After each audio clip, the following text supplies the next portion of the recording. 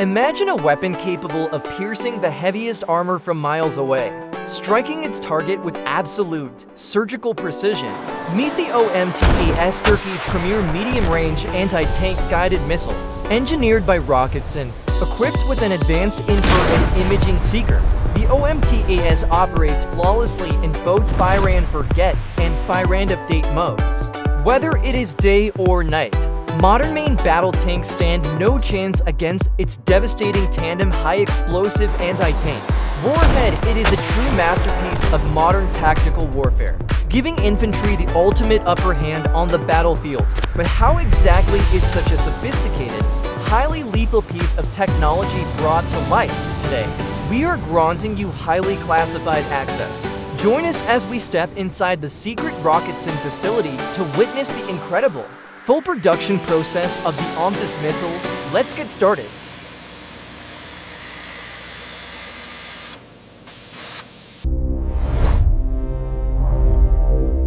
The lethal heart of the missile is its tandem shape charge warhead.